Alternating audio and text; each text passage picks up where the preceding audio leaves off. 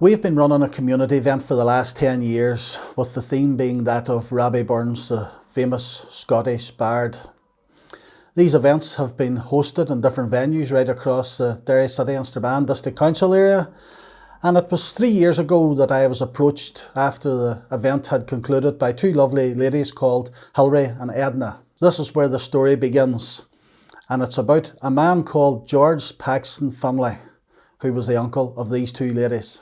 As an Ulster Scots association, we were delighted to engage in a project like this when the opportunity cropped up.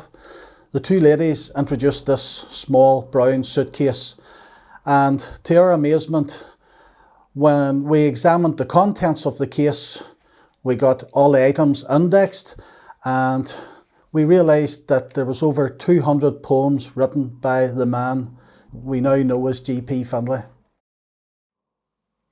G.P. was born in Kilmarnock in 1864.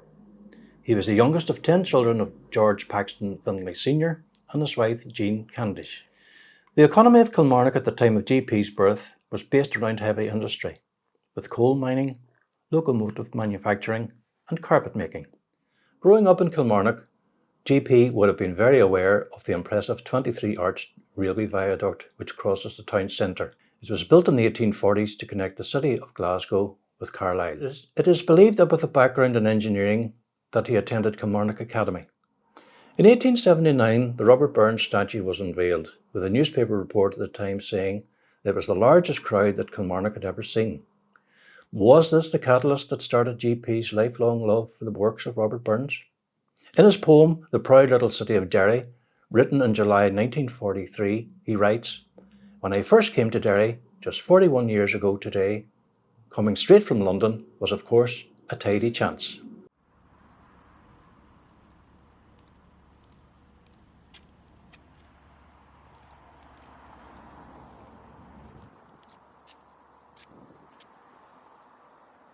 He lived initially at Boating House Lane before taking up residence at 87th Strand Road. The house was called Avoca, now a dentist's surgery. At the beginning of the 20th century, G.P. took up his position as Superintendent of Water and Fire in the city. This is known as the Old Fire Station, and this was the city's first fire station, was completed in 1891. It is the only surviving late 19th century station in Northern Ireland. Incidentally, when the wonderful technology of the telephone reached the city, the number for the fire station at Hawkins Street was Londonderry 1. By the end of the 19th century, the city was developing economically, with shipbuilding, whisky distilling, rope making, and of course shirt making.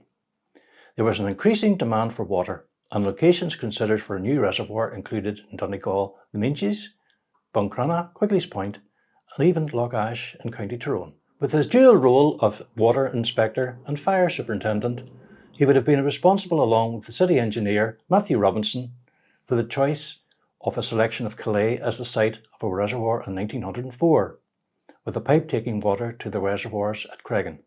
At the beginning of the 20th century, there was still more demand for water in the city, and in 1915, Matthew Robinson and G.P. carried out research on a possible location for another new reservoir. The site of Banagher was chosen in 1918, but the reservoir would not be operational until 1935. The first town hall was erected in the diamond at the cost of £500, but this was destroyed in the siege of 1688-89. Later, the Londonderry Corporation made the decision to construct a new town hall on reclaimed land on what is now Shipley Place. The name was changed to Guildhall to signify the connection with the City of London. The city's fire brigade under the watch of G.P. faced a significant challenge on Easter Sunday 1908. A fire began in the roof of the building, one theory being that it was started by sparks drifting from a ship moored nearby. The Merryweather was deployed with a crew from the Hampshire Regiment, which was based in Ebrington Barracks. The fire was finally contained. Following his retirement, G.P. moved to Marlborough Street, a short distance from Brook Park. The Census of 1911 is a very important document for historians and researchers. This document provides interesting information on G.P. At this time, he had been married for 23 years, that is, in the year 1888. A daughter had been born in Scotland in 1894, and his youngest child was born in Londonderry in 1906. The Londonderry Burns Club had been established in the city in 1907. There were 39 members and GP played a prominent role. With a lifetime-long passion for the works of Robert Burns, GP made a number of trips to Scotland. In September 1913, he attended the Burns Federation annual conference in Galashiels, representing the city. The following year, 1914, 22 of GP's poems were published in newspapers. And in his lifetime, many were published, both here in Northern Ireland and also in Scotland. I do have to say that our job was made easy by GP himself, because when I first opened the little brown case, the way that he had kept in chronological order all his poems, for example, they were on a weekly basis recorded in the Kilmarnock Standard. He sent them back home to Kilmarnock, his original home place, and in the local Londonderry Sentinel. It was obvious that this man's main aspiration came from the work of Robbie Burns. There was many themes on there, which included world wars. Not only world wars, but what happened in society at the time. For example, there is one poem called The Ladies in the Chamber, and that's when the ladies were first allowed and admitted into what was known then as the Corporation Chamber. Nowadays, we would call it the Council Chamber. Again, us as an Ulster Scots Association, we are very fortunate to have this opportunity because, again, it strengthens those links and looks at those links in the past, especially of the language, the Ulster Scots language, how it has been linked between Scotland and Ulster. And a lot of the work of GP Findlay, you can see the language that he uses within most of his poems. Other poems included, for example, The River Foyle. He lived in Marlborough Street, which was adjacent to Brook Park, where it has been evident that he scribed a poem about Brook Park in the city.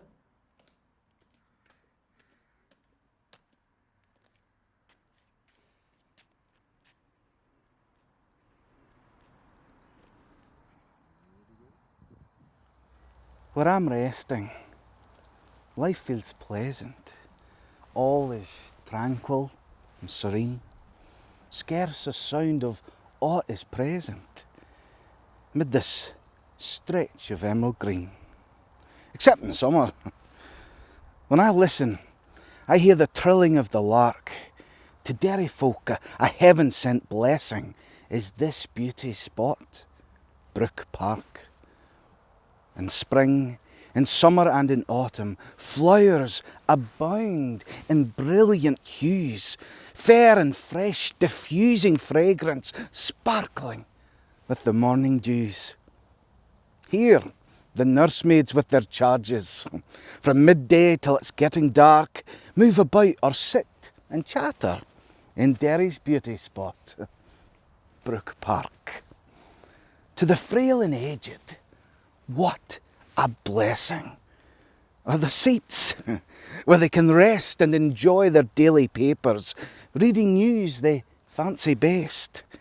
And here they meet with other veterans, like themselves, who are by for work, but who still find a genuine pleasure sitting chatting in Brook Park. In the gloaming, youthful lovers come in pairs like turtle doves, where each lad tells the old story to the girl he fondly loves. Here, perhaps, he'll pop the question.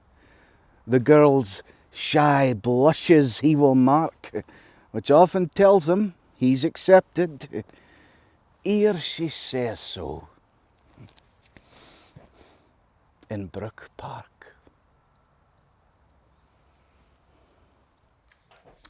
Thankfully, I've had the opportunity to speak to the two ladies, Hilary and Edna, on a number of occasions.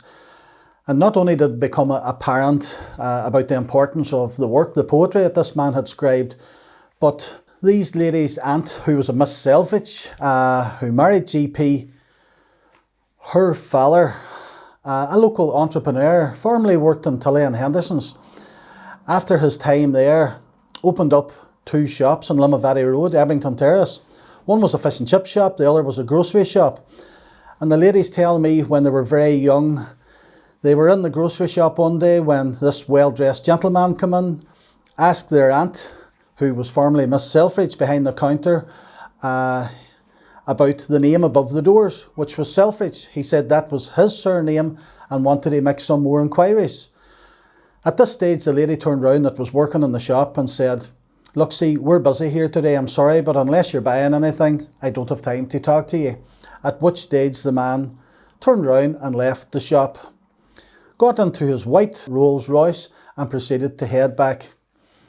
The story continues then that later this was Gordon Selfridge Jr. from Selfridge's stores in London, the Selfridge's stores itself, who was there, this was during the Second World War, who was there to try and secure the contract for the army uniforms. He was at a meeting in Ebrington Barracks just across the way from where these two shops were. We have an organisation, feel so privileged that we'd had the opportunity to record this man's works, and we have got engrossed within the project, and there is more research and work that can be done over and above this presentation, which we will continue to do so. But this man has become the Bard of Londonderry to us, just having the opportunity to go through the contents of the case. I'd like to thank the ladies, Hilary and Edna, for giving us the opportunity to research someone who we now know as to be a true Ulster Scot, and that's the man we now know as George Paxton Findlay. On a camp still night in autumn bright, when the harvest moon rides high, cast in a meadow silvery gleam, over mountains, valley, sea and stream, and dark the fleecy sky, whene'er I gaze on such sea, and all around is so serene, the thought of comes to me. Why do men roam to foreign land in search of seemly fair and grand, when the river foiled by moonlight is fair as fair can be? For stretching far as I can reach, over hill and dale, o'er sea and mead, the moon has her lamp cast, the scene is fair beyond compare, and seems too bright to last.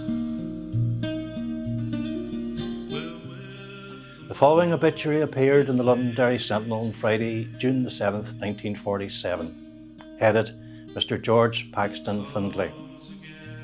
There will be sincere regret in Londonderry at the news of the death of Mr. George Paxton Findlay, former City Water Superintendent, who passed away yesterday at his residence, 37 Mulber Street.